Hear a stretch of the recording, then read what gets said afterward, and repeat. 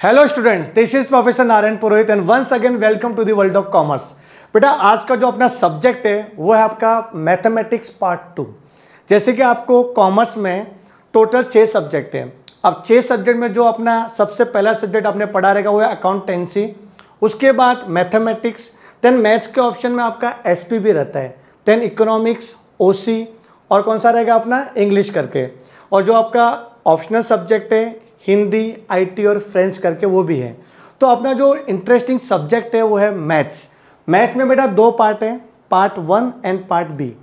अब जैसे आप बोर्ड की बात करें, 12th की बात करें तो 12th में है ना आपका एक ही पेपर रहेगा, मैथ्स 1 मैथ्स 2 दोनों मिला के, जो आपका 80 मार्क्स कवर करेगा।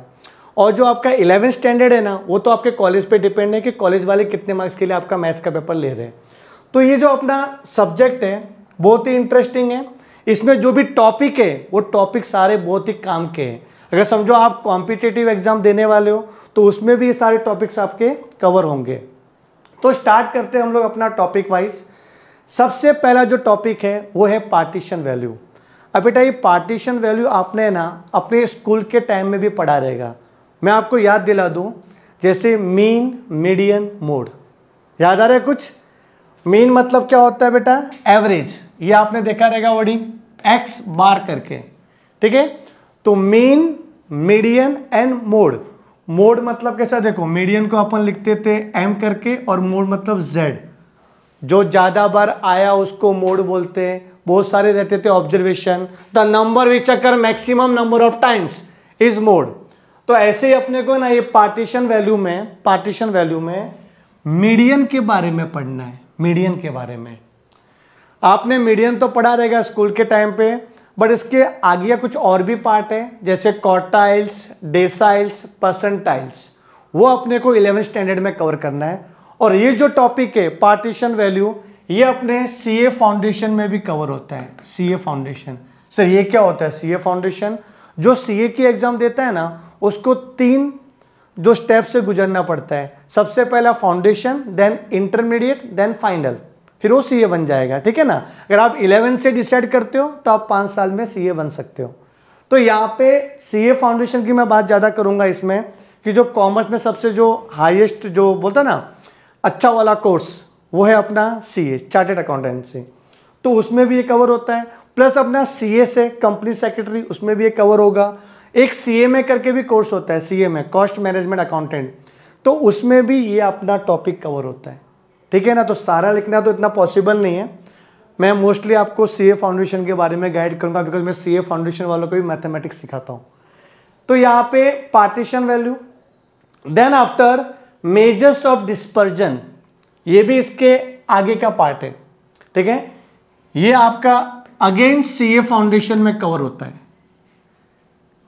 स्क्यूनेस करके है, छोटा सा टॉपिक है ये भी, बट ये वाला आपका सीए फाउंडेशन में कवर नहीं है। कुछ इसके 1-2 कॉन्सेप्ट कवर है, वो ठीक है। देन बाइवेरिएट फ्रीक्वेंसी डिस्ट्रीब्यूशन, ये वाला पूरा, ये भी सीए फाउंडेशन में है, एक्सेप्ट काई स्क्वायर्ड स्टैटिस्टिक, वो नहीं है आपका, ठीक है। ये सब नया है आपके लिए, मैं जानता हूं आपने अब इसके पहले कभी भी ये पढ़ा नहीं है। हाँ, इसके पहले जो आपने पढ़ा है वो है मीन, और बहुत जने मीडियन एंड मोड भी थोड़ा बहुत पढ़ा रहेगा।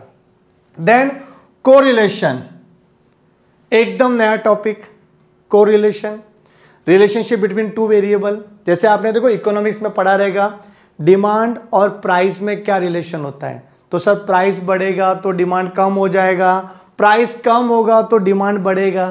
तो ऐसी मतलब रिलेशनशिप आपको स्टैब्लिश करना है, वो है आपका कोरिलेशन चैप्टर। इंटरेस्टिंग टॉपिक है, सीए फाउंडेशन में भी कवर होता है, ठीक है।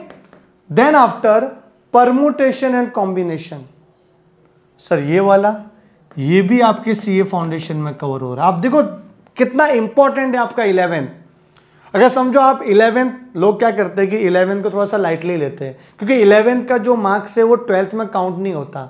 12th आपका बोर्ड एग्जाम होता है। जैसे आपने पढ़ा रहेगा स्कूल में 8 और 9 के जो मार्क्स है वो 10th में काउंट नहीं होते। 10th में जो आया वो 10th में आया बोर्ड के एग्जाम में।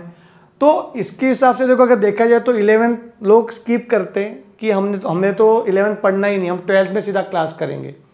और कुछ ऐसे टॉपिक है जिसका कंटिन्यूटी आपके 12th में है भी नहीं, जैसे ये सारे जो टॉपिक्स आप दिख रहे हो 12th में इसका कोई इतना कंटिन्यूटी नहीं है, कुछ एक या दो टॉपिक रहेंगे जो आपके 12th में भी काम आएंगे। तो जो सीए करने वाला है, जो सीएस करने वाला है, जो सीए में जो प्रोफेशनल कोर्स करने वाला है, उसको 11th बहुत ही डिटेल में पढ़ना पड़ेगा, नॉलेज आपको लेना पड़ेगा। क्लियर है?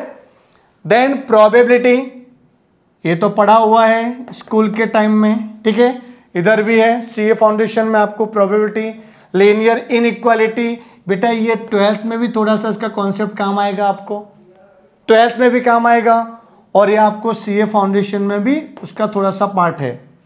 कमर्शियल मैथमेटिक्स में बहुत सारे कॉन्सेप्ट हैं, जैसे सिंपल इंटरेस्ट, कंपाउंड इंटरेस्ट, सुना रहेगा आपने इंटरेस्ट के बारे में, वो इसमें कवर है। और इसका भी एक्सटेंशन पार्ट होता है एन्युटी करके, म्यूचुअल फंड सुना है, म्यूचुअल फंड एन्युटी वाला concept, SIP systematic investment plan, वो आपके 12th में कवर हो रहा है। तो ये अगर थोड़ा सा अच्छे से करोगे तो अगर 12th में भी काम आएगा, प्लस ये सीए फाउंडेशन में भी है आपका कुछ कुछ पार्ट इसका, जैसे इंटरेस्ट वाला कंपोनेंट ये आपके सीए फाउंडेशन में भी है। तो देख सकते हो आप इतने सारे टॉपिक है 1 से लेके 9 तक, ठीक है, जिसके अंदर 1 2 3 4 5 6 7 8 समझो ऑलमोस्ट पूरा का पूरा ही मैथ्स 2 जो आपके सीए फाउंडेशन के पॉइंट ऑफ व्यू से इंपॉर्टेंट है। सर 12 के हिसाब से, तो 12 के हिसाब से आप थोड़ा बहुत एक कोरिलेशन अच्छे से करना, बेटा ये 12th में भी काम आएगा आपको, कि इसका एक्सटेंशन पार्ट है रिग्रेशन, रिग्रेशन 12th में, कोरिलेशन 11th में, ठीक है। ये दोनों कॉन्सेप्ट आपके फाउंडेशन में, तो ये अच्छे से करना आप, प्रोबेबिलिटी अच्छे से करना, linear inequalities and commercial mathematics, अगर सिर्फ आपको 12th के हिसाब से करना है तो। बाकी मैं तो आपको पूरा डिटेल में कराने वाला हूँ। तो स्टार्ट करें हम लोग, पहला टॉपिक, रेडी हो आप? Partition values. बेटा पार्टीशन वैल्यूज ये वाला, ये इसका नाम पार्टीशन वैल्यू कैसे पड़ा, पहले ये डिसाइड करते हैं हम लोग क्या होता है सर ये पार्टीशन वैल्यूज। ये हम लोग है ना किसी भी ऑब्जेक्ट को इक्वल पार्ट में डिवाइड कर रहे हैं, किसी भी ऑब्जेक्ट को, समझो मैं एक ऑब्जेक्ट ले रहा हूं, ये है अपना एक कोई ऑब्जेक्ट, ये ठीक है, इसको मैंने ना इक्वल पार्ट में डिवाइड किया, 2 इक्वल पार्ट में डिवाइड किया, इसको बोलेंगे मीडियन। क्या बोलेंगे बेटा? मीडियन। सुना भी रहेगा आपने मीडियन, मतलब आप ऑब्जेक्ट को इक्वल पार्ट में डिवाइड कर रहे हो। कभी आप गए रहेंगे रेस्टोरेंट वगैरह, चाइनीज वगैरह खाया रहेगा आपने, ऑर्डर दिया रहेगा भाई 1/2, क्या बोला रहेगा? 1/2 देना। तो जो 1/2 है वो क्या है? मीडियन है। या समझो आपको है ना आपकी मम्मी ने बोला कि बेटा जाओ नीचे दूध लेके आओ, मेहमान आए हैं, अब दूध लेके आओ, दूध मंगाया आधा लीटर। अच्छा आधा लीटर मतलब पूरा लीटर नहीं चाहिए, आधा लीटर चाहिए, मतलब पूरे ऑब्जेक्ट को आपने इक्वल पार्ट में डिवाइड किया, 2 इक्वल पार्ट में, तो आधा लीटर का मतलब होता है मीडियन। क्या होता है? मीडियन, मतलब 50% of the observation, it means 50% of total area. Okay, और हम क्या करें समझे, ऑब्जेक्ट है n, इसको 2 इक्वल पार्ट में डिवाइड कर लो, n/2, this is called partition value. अच्छा सर 2 इक्वल पार्ट में डिवाइड किया, अगर 3 इक्वल पार्ट में डिवाइड किया होता तो ऐसा कोई भी नहीं है, 2 equal part then 4 equal part. देखो यहां पे बेटा 4 इक्वल पार्ट, तो 4 इक्वल पार्ट में डिवाइड करोगे उसको बोलेंगे क्वार्टाइल्स। क्या बोलेंगे बेटा? क्वार्टाइल्स। ऑब्जेक्ट को 4 इक्वल पार्ट में मैं डिवाइड करने वाला हूं, और जो ये सिंगल पार्ट है, इस सिंगल पार्ट को बेटा बोलेंगे हम लोग first quarter, then this is second quarter, तो first quarter, second quarter, third quarter, and ये फोर्थ क्वार्टर। मतलब मम्मी ने बोला कि जाओ बेटा कम मेहमान है, पाव लीटर दूध लेके आ जाओ, यू नो पाव लीटर, पाव बोले तो 25% of total area, 1/4 of the whole area, 1/4 बोले तो 25%, उसको बोलेंगे फर्स्ट क्वार्टर। मतलब आपको 1 लीटर दूध नहीं चाहिए, आपको 1 क्वार्टर दूध चाहिए। अब 1 क्वार्टर का मतलब कितना हो गया? 250 ml। क्या हो गया बेटा? 250 ml। तो 250 ml, 250 ml, 250 ml, 250 ml, तो कितना हो गया? 1000 लीटर, सॉरी 1000 ml करके, तो 1 लीटर हो गया। तो ये 25% ऑफ द एरिया। तो याद रखना यहाँ पे क्वार्टर्स मतलब क्या होता है? 25% ऑफ टोटल एरिया। अब क्वेश्चन ये बनता है कितने क्वार्टाइल्स होते हैं, आप मुझे बताओ बेटा कितने क्वार्टाइल्स होते हैं, कमेंट करके बताना। How many quartiles are there whenever I am dividing any object into 4 equal parts, it means there are total 4 quartiles, okay, but exam में Q1 Q2 Q3 ही पूछेंगे, Q4 नहीं पूछते। सर क्यों ऐसा? बेटा पार्टीशन वैल्यू निकालना है, होल वैल्यू नहीं निकालना है। आपने पूरे वैल्यू को इक्वल पार्ट में डिवाइड किया तो पार्टीशन वैल्यू फाइंड करना है। अब समझो आपको 5 लीटर दूध लेके आना है तो क्या बोलेंगे, 1 क्वार्टर दूध मिल्क, 2 क्वार्टर मंगा लिया, 3 क्वार्टर मंगा लिया। अच्छा 4 क्वार्टर क्यों बोलूंगा, पूरा 1 नहीं बोल दूं, मतलब 1 लीटर ना बोल दूं, समझ में आ रहा है आपको?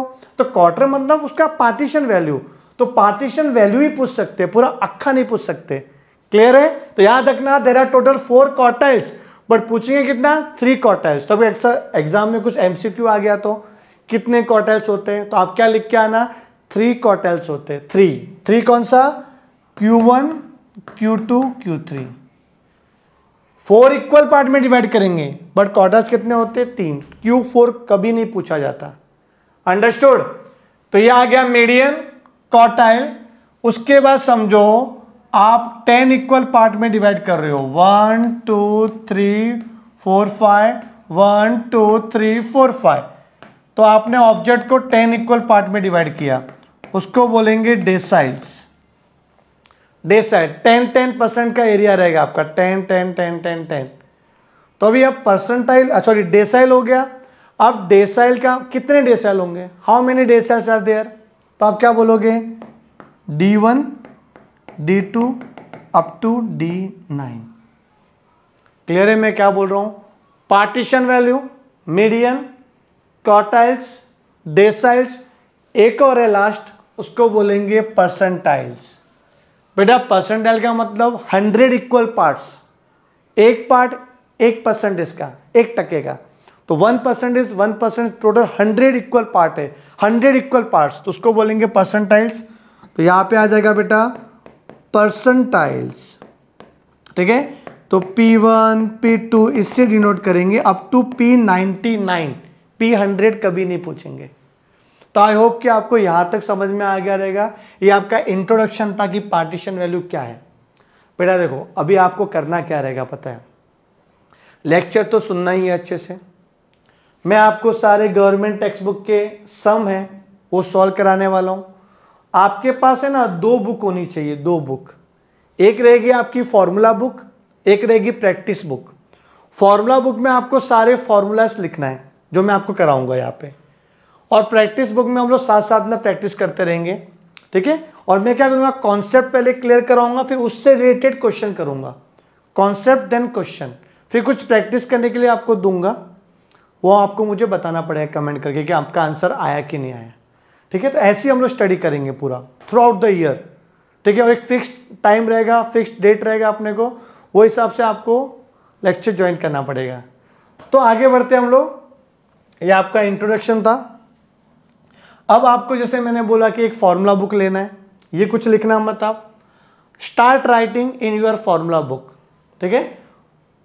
तो सबसे पहले आप लिखो चैप्टर का नाम, तो चैप्टर नंबर 1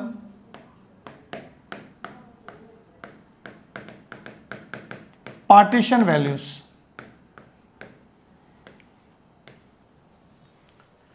अब इसका जो नाम है ना, जो सीए फाउंडेशन की बुक में कुछ अलग है, पार्टीशन वैल्यू नहीं है, ये तो एक छोटा सा मतलब पार्ट है।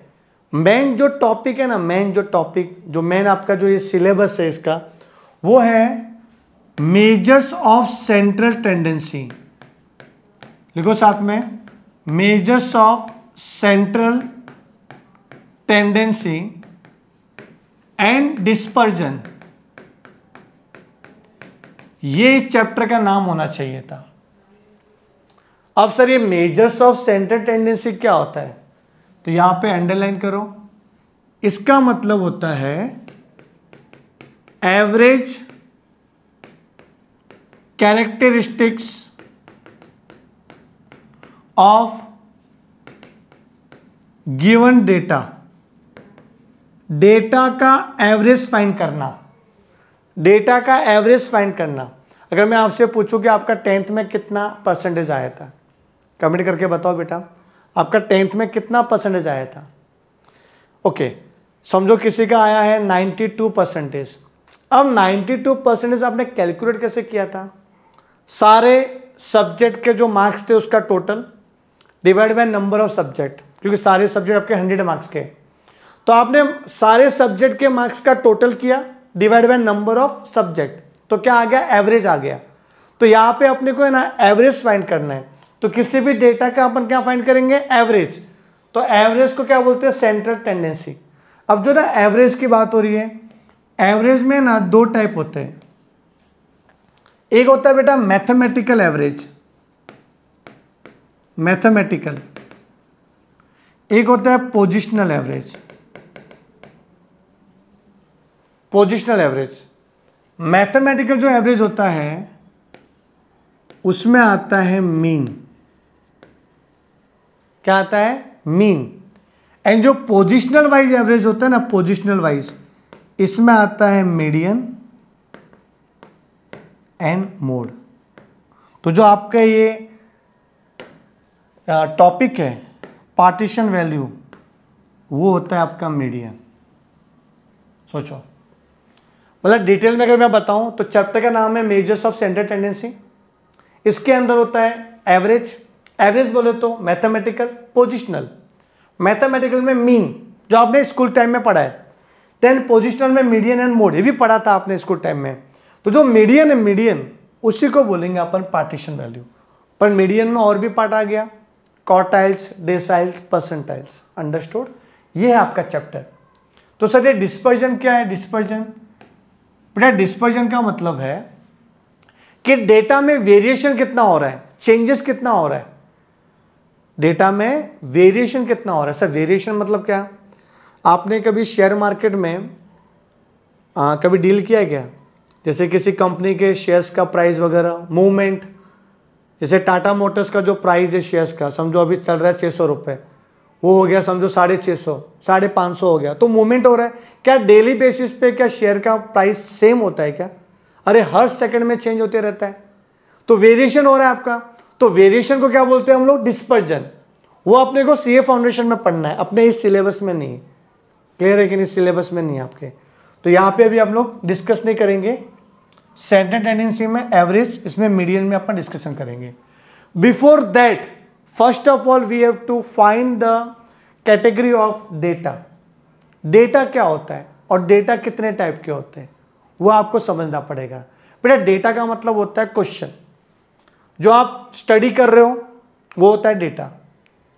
इंफॉर्मेशन जो आप कलेक्ट करते हो, क्यों कलेक्ट करते हो इंफॉर्मेशन? आपको एनालिसिस करना है, पता लगाना है, या कोई कमेंट करना है, इसके लिए आप क्या करते हो? डेटा को इकट्ठा करते हो। तो डेटा कितने टाइप का हो सकता है और डेटा है ना कैसे रिकॉर्ड किया जाता है, तो method of writing of data, ये समझेंगे हम लोग। तो डेटा में ना आपको 3 पार्ट में डिवाइड करना पड़ेगा डेटा को, 3 पार्ट में। क्वेश्चन को 3 पार्ट में डिवाइड करना पड़ेगा, तो लिखो साथ में यहां पे। सबसे पहला है individual data, which is also known as raw data. Second one discrete data, means data with frequency. And third one continuous data, मतलब ग्रुप डेटा।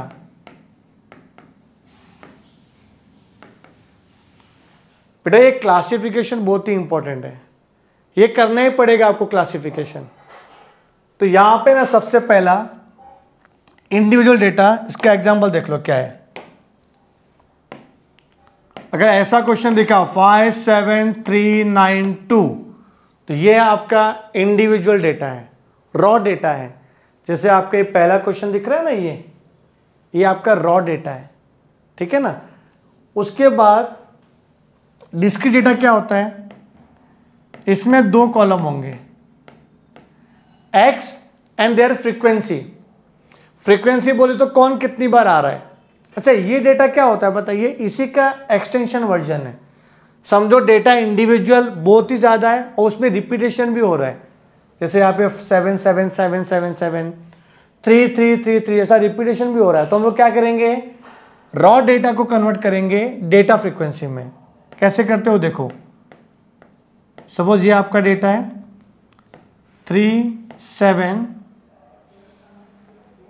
6 4, ये इसका फ्रीक्वेंसी है। 10 occurs 3 times, 20 occurs 7 times, 30 occurs 6 times, ऐसा उसको read करेंगे। 40 occurs 4 times, 40 40 40 40। Clear है। तो data and उसकी फ्रीक्वेंसी कौन कितनी बार आया। अच्छा, ये बहुत ही बड़ा है, इसको कन्वर्ट किया इसमें, फिर भी बहुत ही लेंथी हो रहा है। तो हम क्या करेंगे, ग्रुप बनाएंगे। ग्रुप देखो, ग्रुप कैसे बनता है, क्लास एंड देयर फ्रीक्वेंसी। मैंने ग्रुप बना दिया, पहला 10 to 20 का ग्रुप बना दिया, 10 to 20, second 20 to 30, 30 to 40, 40 to 50, और उसका फ्रीक्वेंसी दिया हुआ है 3 7 6 4। आया समझ में आपको। तो ये आपको क्वेश्चन है, पहले आइडेंटिफाई करना पड़ेगा कि कौन से टाइप का क्वेश्चन आया है, उसके हिसाब से अपन फॉर्मूला अप्लाई करेंगे और फिर अपन आंसर लिखेंगे अच्छे से। चलो, पहचानना है, बताओ ये कौन से टाइप का डेटा है। ये तो मैंने बताया आपको कौन से टाइप का है, इंडिविजुअल। क्लियर है। सेकेंड, ये वाला, ये जो दिया इंफॉर्मेशन आपको, कौन से टाइप का आपका, ये इंडिविजुअल अगेन या फिर रॉ डेटा। थर्ड, ये वाला क्वेश्चन, सर ये भी इंडिविजुअल है, रॉ डेटा है। ओके, ये वाला क्वेश्चन कैसा है, daily expenditure and number of families. बोलो कैसा है ये। सर ये कुछ गड़बड़ है, ये इंडिविजुअल तो नहीं हो सकता, 2 कॉलम बने हुए, 2 रो बने हुए, और दोनों रो में ये ग्रुप में भी नहीं है, इंडिविजुअल जैसा है ये वाला। और ये उसकी फ्रीक्वेंसी दिख रही है सर कि ऐसी 16 फैमिलीज है जिनका एक्सपेंडिचर 350 पर डे है, ऐसी 19 फैमिलीज है जिनका एक्सपेंडिचर 450 पर डे है। समझेगी नहीं, ये अमीर लोग हैं, अमीर लोग 750 रुपये खर्च करते हैं। 13 फैमिलीज है, हर रोज कुछ ना कुछ तो ऑर्डर देते हैं और खाते रहते हैं, ठीक है ना, एकदम एंजॉय फैमिली। कितनी है, 13, ऐसे 750 रुपीज़ खर्च करती है डेली बेसिस पे। ओके सर, ये तो हमारा पॉकेट मनी रहता है डेली का, चलो वो अलग बात है। आगे देखते हैं, ये कौन सा टाइप रहेगा, डिस्क्रीट। नेक्स्ट वन, ये बताओ number of transaction per day and number of days. तो सर ये भी तो वही है, डिस्क्रीट है। ओके, ये वाला हाइट इन सेंटीमीटर, हाँ ग्रुप में लिखा हुआ है, ये आपका ग्रुप डेटा या फिर कंटिन्यूअस डेटा। तो समझ में आपको कैसे क्वेश्चन को आइडेंटिफाई करना है। वेरी गुड, तो यहां तक आपका हो चुका है, ठीक है। अब हम क्या करेंगे, पहला कॉन्सेप्ट लिखेंगे और फिर उसके सम करेंगे। तो यहां तक आप लोग पहले कॉपी कर लो, फिर आगे बढ़ते हैं हम लोग। ओके, हो गया ये कॉपी करके, आगे बढ़ते हैं हम लोग। आगे आपको लिखना है हेडिंग, फर्स्ट पार्ट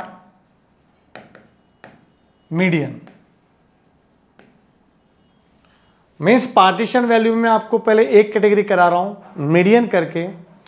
मीडियन हो जाएगा ना तो आपका क्वार्टाइल, डेसाइल, परसेंटाइल भी हो जाएगा। तो मीडियन में अपने को लिखना पड़ेगा इसका meaning, dividing any object into 2 equal parts। बेटा 2 इक्वल पार्ट्स में आप किसी भी ऑब्जेक्ट को डिवाइड कर रहे हो, तो यहां पे ऐसा लिख सकते हो n/2, ये आपका मीडियन। अब इसके अंदर है ना टोटल 3 कैटेगरी है। जैसे डेटा कितने होते हैं, 3 होते हैं, इंडिविजुअल, डिस्क्रीट एंड कंटिन्यूअस। तो यहां पर भी 3 कैटेगरी है। सबसे पहला कैटेगरी जो आपको लिखा रहा हूं, लिखो साथ में, इंडिविजुअल डेटा।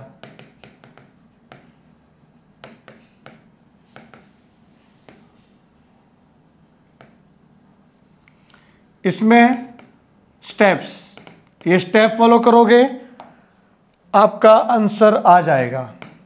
ठीक है, पहला step, rearrange the given data into ascending और डिसेंडिंग ऑर्डर। जैसा आपको अच्छा लगता है वैसा करो, असेंडिंग भी कर सकते हो, डिसेंडिंग भी कर सकते हो, but point to be noted, जब मैं आगे सिखाऊंगा ना क्वार्टाइल, डेसाइल, परसेंटाइल, वहां पे आपको असेंडिंग ऑर्डर ही करना पड़ेगा, डिसेंडिंग में आपका आंसर नहीं आएगा। तो अभी से आप है ना मीडियन को भी असेंडिंग ऑर्डर में लिखो। पर अगर एमसीक्यू आ गया कि सर मीडियन में क्या होगा, असेंडिंग डिसेंडिंग, तो दोनों होगा मीडियन में, बट क्वार्टाइल, डेसाइल, परसेंटाइल में सिर्फ असेंडिंग ऑर्डर ही होगा। तो यहां पे लिख लो, rearrange the given data in ascending order. Descending भी कर सकते हैं इसमें मीडियन में। Second, right the formula of median, n+1/2 term या फिर ऑब्जर्वेशन। ठीक है, n+1/2। अब ये वाला फॉर्मूला अपन यूज करते थे ऑड ऑब्जर्वेशन के लिए,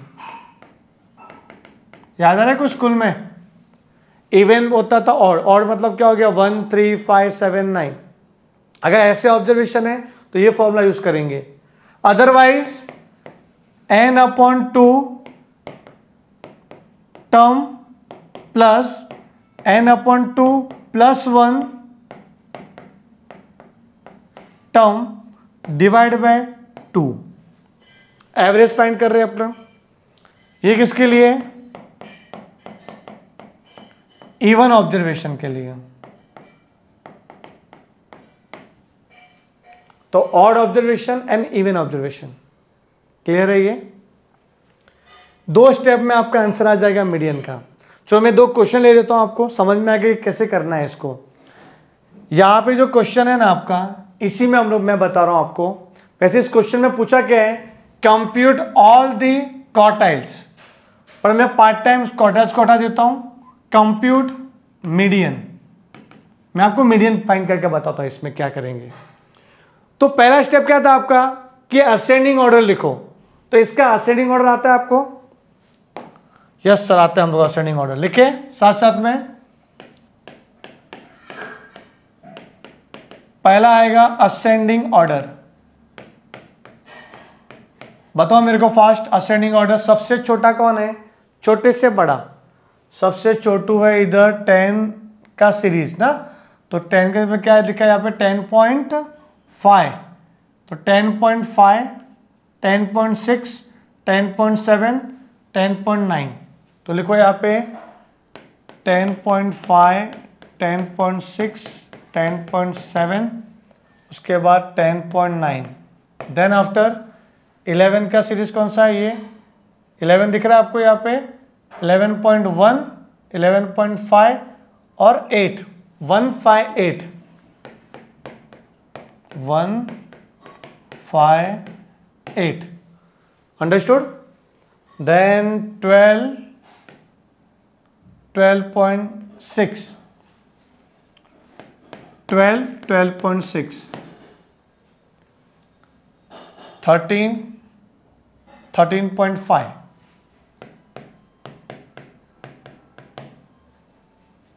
14, 14.5। जो लिखते हो ना उसको कैंसिल कर देने का, अच्छा रहता है। फिर 14.9, देन 16, 1, 2, 3, 4, 5, 6, 7, 8, 9, 10, 11, 12, 13, 14, 15, 1, 2, 3, 4, 5, 6, 7, 8, 9, 10, 11, 12, 13, 14, 15। तो n = 15। आपने सब कुछ रिकॉर्ड कर लिया है, यहाँ पे काउंट करना कंपलसरी है। अब n 15 है ना, और हम क्या फाइंड कर रहे हैं? मीडियन है ना, ये भूल जाओ अभी, क्वार्टाइल्स बाद में कराऊंगा मैं। तो हम मीडियन फाइंड कर रहे हैं। अब मीडियन फाइंड करने का दो फॉर्मूला था, ये आपका 15 बोले तो क्या है, ऑड ऑब्जर्वेशन,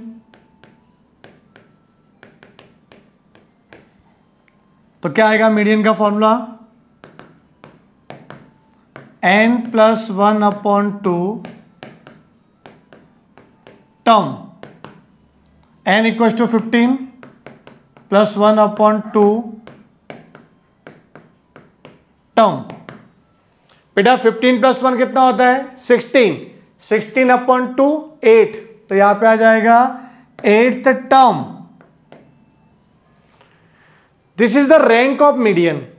अब तो मीडियन आया नहीं है, ये रैंक है मीडियन का, कि रैंक ऑफ मीडियन क्या आया 8th टर्म। अब लेफ्ट टू राइट देखना है असेंडिंग ऑर्डर में, 8वां टर्म कौन सा है, तो पहला, दूसरा, तीसरा, चौथा, पांचवा, छठा, सातवां, 8वां, कौन सा है 12। ये हो गया बेटा अपना मीडियन। यहां तक क्लियर है बेटा, यहां तक क्लियर है पक्का। तो मीडियन ऐसे कैलकुलेट होता है।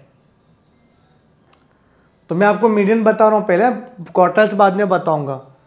तो ये फॉर ऑड ऑब्जर्वेशन, तो आपने लिख लिया रहेगा साथ साथ में।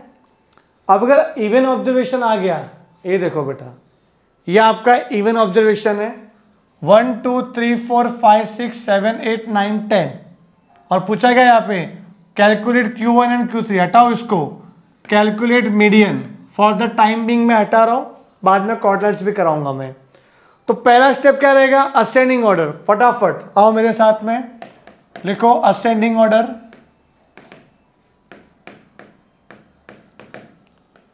असेंडिंग ऑर्डर, सबसे छोटू कौन है इधर, ये ना 145, तो 145 148 145 148, देन आफ्टर 151 154, सॉरी 152 है ना, 152 151 152, जल्दी से नेक्स्ट क्या है 154 158 159,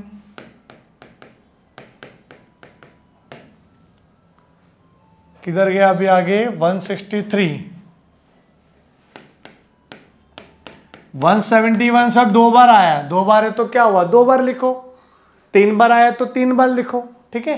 कितना है 1 2 3 4 5 6 7 8 9 10। सर अगर 2 बार आया तो 2 बार क्यों लिख रहे हो, एक बार लिखना चाहिए बेटा। वो सेट के अंदर लिखते थे ऐसा, पता है, कर्ली ब्रैकेट इसके अंदर, सेट रिलेशन फंक्शन, सेट्स करके टॉपिक था आपका 9th में आई थिंक। तो इसमें रिपीटेशन नॉट अलाउड होता है, अगर रिपीट हुआ तो एक बार लिखते हैं, यहाँ पे कर्ली ब्रैकेट थोड़ी है, समझ में आ रहा है। तो 2 बार आया तो 2 बार लिखने का। अब ये 10 आया 10, ये आपका इवन ऑब्जर्वेशन है, इवन ऑब्जर्वेशन है। तो इवन ऑब्जर्वेशन में मीडियन का फॉर्मूला क्या है, n/2 term plus n/2 + 1 term divide by 2, ध्यान दो इधर, डिवाइड बाय 2, n कितना है 10, 10/2, पहले वैल्यू पुट करना पड़ेगा, 10/2 + 1, ये +1 अलग से बेटा, ये n +1/2 नहीं है, n/2 + 1 है, अलग है यार। फिर डिवाइड बाय 2, अब 10/2 मतलब 5, तो 5th term plus 6th term, 5 + 1 6th term, divide by 2। 5th term क्या है, 5th टर्म 1 2 3 4 5 154, 6th टर्म कितना है 158, डिवाइड बाय 2 कितना आएगा, बोलो 156 आ रहे हैं ना, 54 55 56 57 58, तो बीच में कौन है 54 50 56, यस। या प्लस कर लो, इसको प्लस करेंगे तो कितना आएगा 312 आएगा, और 312 का आधा कितना होता है 156, अरे समझा कि नहीं? एवरेज कर रहे सर, ऐसे करना पड़ेगा एग्ज़ाम में। यस बेटा, ऐसा करना पड़ेगा एग्ज़ाम में, तो आपको मार्क्स मिलेगा, तो आपको मार्क्स मिलेगा।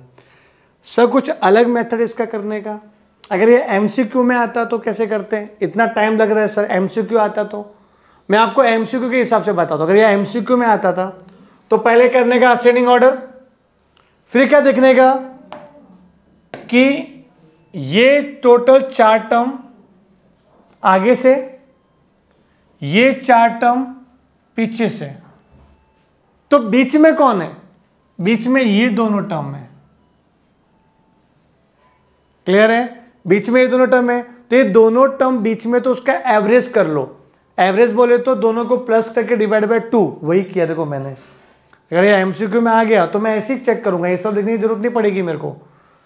मिडल के 2 टर्म का एवरेज। सर इसके पहले तो ऐसा नहीं किया था, क्योंकि इसके पहले देखो टोटल 15 टर्म्स थे, तो 1 2 3 4 5 6 7, 1 2 3 4 5 6 7, और बीच में कौन है?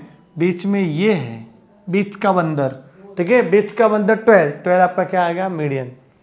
तो जब ऑड रहेगा ना, ऑड, तो एक ही बीच में रहेगा, इवन रहेगा तो 2 बीच में रहेंगे, दोनों का एवरेज करने का। ये अपना लॉजिक है। सर कुछ और तरीका, समझो हमने एक ही फॉर्मूला याद रखा तो चलेगा क्या? ये वाला जो आपने 2 फॉर्मूला लिखा है, हमें ये वाला फॉर्मूला याद नहीं करना, सेकंड वाला, फर्स्ट वाला चलेगा बेटा। फर्स्ट वाले फॉर्मूले से भी आप आंसर ला सकते हो, मैं बताता हूँ ला के कैसे आएगा। ये सब नॉलेज आप ले लो बेटा, काम का ये सब, और मार्क्स भी मिलेगा अपने को। देखो अगर मैं फर्स्ट वाला फॉर्मूला यूज करूं, median equals to n+1/2 term. अब ऑब्जर्वेशन इवन है, फिर भी ये वाला फॉर्मूला यूज कर रहा हूं, देखते आता है कि नहीं आता। n 10 है, 10+1/2 टर्म बेटा 11/2। 11/2 कितना होता है? 5.5। तो यहां पे मैं लिखता हूं 5.5 टर्म। सर अभी क्या? ये 5.5 क्या आया? Rank of median. अब 5.5 को कैसे लिखेंगे सर? देखो 5.5 is the exact middle of 5 and 6, तो 5th एंड 6th टर्म का average, 5th and 6th term का एवरेज हो गया ये। सर ये 5.5 आया, अगर 5.7 आता तो, 5.8 आता तो, ये मीडियन में तो कभी ऐसा नहीं आएगा 5.8 करके, 0.5 आएगा कि मीडियन में अपॉन 2 ही करते हैं ना। पर समझो आगे बढ़ेंगे ना, क्वार्टाइल डेसाइल, मैं आपका क्वार्टाइल डेसाइल परसेंटाइल का बेस स्ट्रॉन्ग कर रहा हूं। तो समझो ये क्वार्टाइल का क्वेश्चन होता है, डेसाइल का होता है, परसेंटाइल का होता है, तो क्या करते हैं? तो यहां कुछ भी आ सकता है पॉइंट के आगे। तो उसको लिखने का तरीका देखो बेटा, इसको लिखने का तरीका देखो। ये जो 5.5 आपको दिख रहा है ना, इसको भी ऐसा लिखना पड़ेगा। कैसे? 5th टर्म, ये जो इंटीजर पार्ट है पॉइंट के पहले वाला left part, 5th term plus point के आगे कौन है? 0.5 ब्रैकेट, 5th के बाद क्या आएगा? 6th, तो 5th के बाद आएगा 6th term minus 5th term. वापस देखो, पॉइंट के पहले 5 तो 5th टर्म, फिर पॉइंट फ्रैक्शन वाला पार्ट 0.5, अब 5th के बाद क्या आता है? 6, तो 6th माइनस 5th।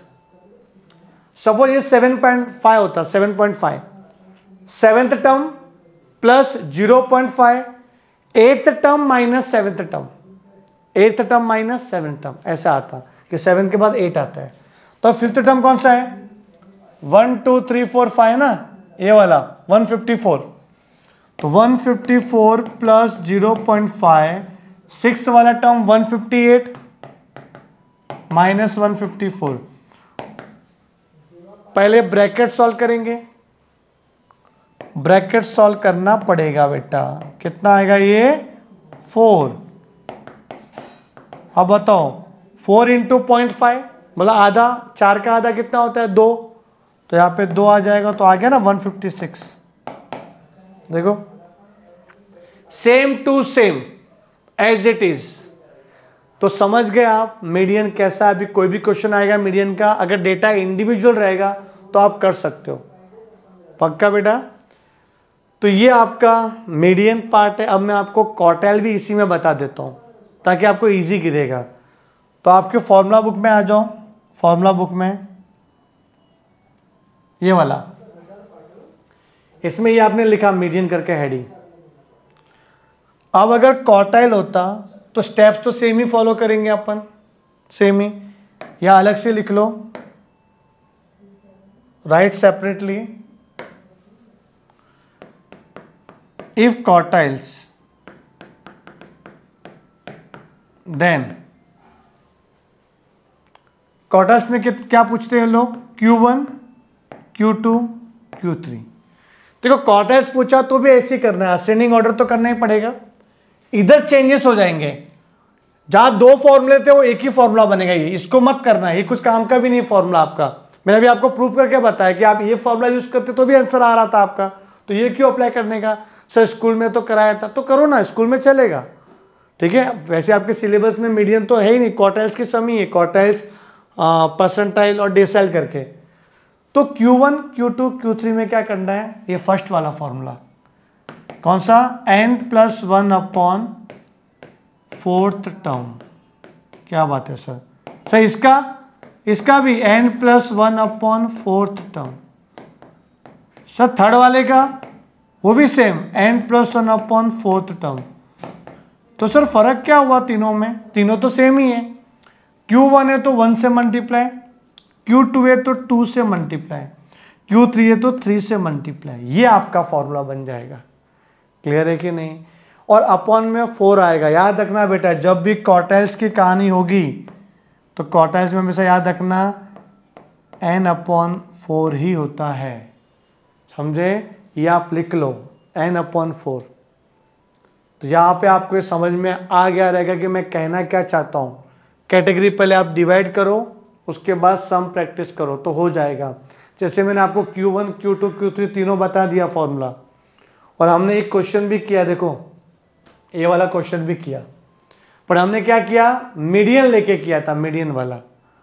अब देखते हैं हम लोग कि अगर क्वार्टाइल्स वाला सम कैसे करेंगे। देखो यहाँ पे असेंडिंग ऑर्डर किया हुआ है, मेहनत नहीं करनी पड़ेगी अपने को। फाइंड करते हैं हम लोग क्वार्टाइल्स, करें से यार। क्वार्टाइल्स में अपने को क्या बोला, ऑल द क्वार्टाइल्स कितने होते हैं, 3 होते हैं, Q1 Q2 Q3। तो Q1 का फॉर्मूला क्या होगा, n+1 अपॉन फोर्थ टर्म। बोलो बेटा n कितना है, n 15 है, 15 + 1 अपॉन 4।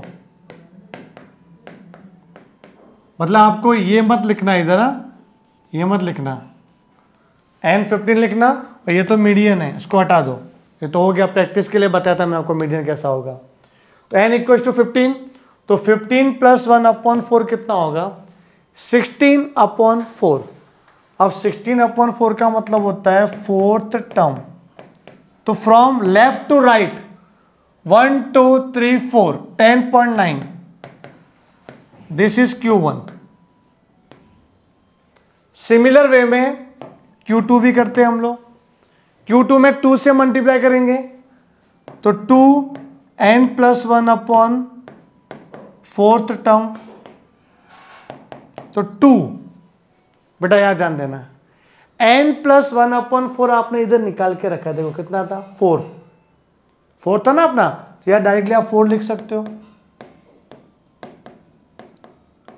मुझे पता है कि आप इधर भी कैंसिल कर सकते थे, 2 2 जा 4, ठीक है, वो ये ज़्यादा अच्छा है। 2n+1 अपॉन 4 मेहनत की हुई है n+1 अपॉन 4 के ऊपर अपन इधर, तो 4 यहाँ लिख दो। तो 4 × 2 कितना होता है, 8th टर्म। कितना है 8th टर्म, 1 2 3 4 5 6 7 8 12। तो Q2 कितना आ गया बेटा, 12। कुछ ऑब्जर्व किया आपने, मीडियन भी 12 आया था। मीडियन मतलब 50%, एंड Q2 मतलब 50%। Q1 Q2 मिला दो, 25 कितना होता है, 50%। तो 50% मतलब ये Q2 भी क्या होता है, मीडियन होता है। Q2 भी क्या आएगा, मीडियन। आ गया 12 आपका, मस्त है। अब एक और पूछा था आपने को Q3, ये तो आप खुद ही करके बताओ फटाफट। 3 n+1/4 मेहनत की है, 4 टर्म, 12th टर्म ना, 12th टर्म कितना, ये 8 टर्म था, 9 10 11 12, हाँ 14 आ रहा है। बस तो आंसर लिख देंगे अपन। Compute all the quartiles. अच्छा यहाँ पे कुछ रुपीस तो दिया नहीं है ना, रुपीस या केजी होता तो वो लिखते थे केजी रुपीस में, हाँ यूनिट भी लगाना पड़ता है अपने को। तो फाइनल आंसर क्या आएगा, Q1 equal to 10.9, Q2 equal to 12, Q3 equal to 14। Clear है, ये तो सिंपल था। इसमें ना इसमें थोड़ा सा इसमें आपको समझना पड़ेगा अच्छे से। ये जो अपन ने किया था मीडियन वाला सम, मीडियन वाला, इसी क्वेश्चन को अपन है ना Q1 एंड Q3 निकाल के मैं आपको बताता हूँ कैसे करेंगे Q1 एंड Q3। तो यहाँ पे आ जाओ, इसमें असेंडिंग ऑर्डर आपने किया हुआ था, ये रहा असेंडिंग ऑर्डर आपका।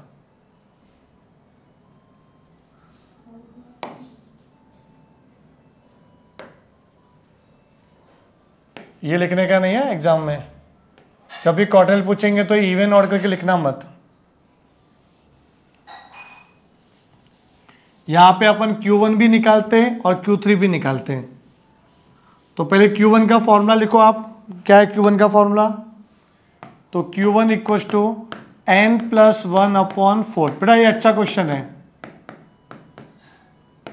n 10 है ना इसीलिए अच्छा है। देखो 10+1/4 टर्म कितना गंदा आ रहा है, देखो 11/4 कितना होता है, 11/4।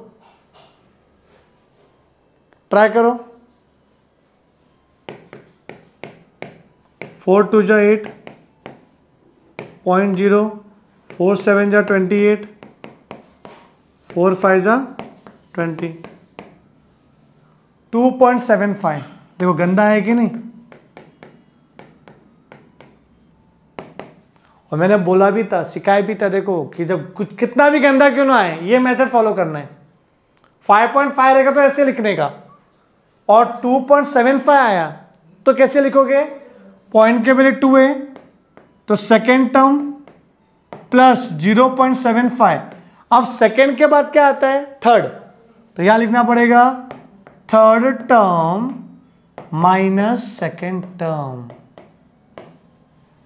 तो सेकेंड टर्म क्या है, फर्स्ट और सेकेंड 148 प्लस 0.75, थर्ड क्या है 151 माइनस 148, तो 148 प्लस 0.75, 151 माइनस 148 3 आएगा।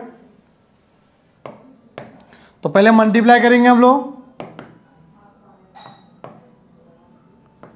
2.25 तो 150.25, दिस इज Q1, ये Q1 है आपका।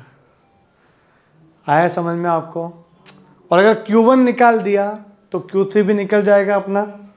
तो यहाँ पे इधर ही कर लेता हूँ मैं आपको Q3, तो ध्यान दो Q3 भी, तो Q3 का फॉर्मूला आएगा 3n+1/4 टर्म। फटाफट मेरे से भी पहले करके मुझे कमेंट करके बताना बेटा, ये n+1/4 कितना है, ये मेहनत की हुई है आपने, देखो 2.75, तो यहाँ पे 2.75 टर्म,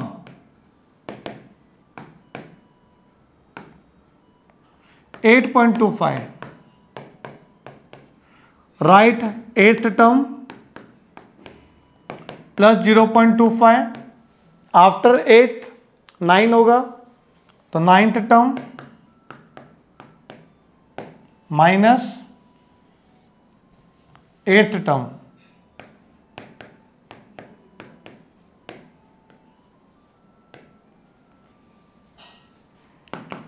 8th टर्म कितना है 1 2 3 4 5 6 7 8 163। Ninth term 171 minus 163, 163 plus 0.25 into ये कितना आ रहा है 8, और 8 इंटू 0.35 मतलब 8 चवन्नी कितनी होती है, 4 चवन्नी 1 रुपया, 8 चवन्नी 2 रुपया, ठीक है ना। ये कितना आएगा 2 रुपया, तो कितना आएगा 165। ये Q3 का आंसर आ गया। तो आप आंसर लिख देना Q1 एंड Q3। और जो आपको क्वेश्चन दिया हुआ था, क्वेश्चन में आपको कुछ लिखा था हाइट के बारे में, हाइट इन सेंटीमीटर, ठीक है। तो आपको आंसर भी सेंटीमीटर में लिखना चाहिए। तो आंसर लिख दो, answer Q1 equals to 150.25 centimetre, Q3 equals to 165 centimetres. तो आपको रॉ डेटा का मीडियन एंड क्वार्टाइल समझ में आ गया रहेगा आई थिंक, ठीक है। मीडियन एंड क्वार्टाइल, और मीडियन तो ज़्यादा पूछते नहीं कि क्वार्टाइल ही पूछेंगे, क्वार्टाइल्स में भी मीडियन आ जाएगा ना, Q1 Q2 Q3। तो Q2 क्या होता है, मीडियन होता है। तो बात तो एक ही है, ठीक है। ये वाला जो क्वेश्चन है ये आपके लिए होमवर्क रहेगा, और प्लीज़ आप ये होमवर्क अच्छे से करके लेके आना और मुझे कमेंट करके बताना कि सही है कि नहीं।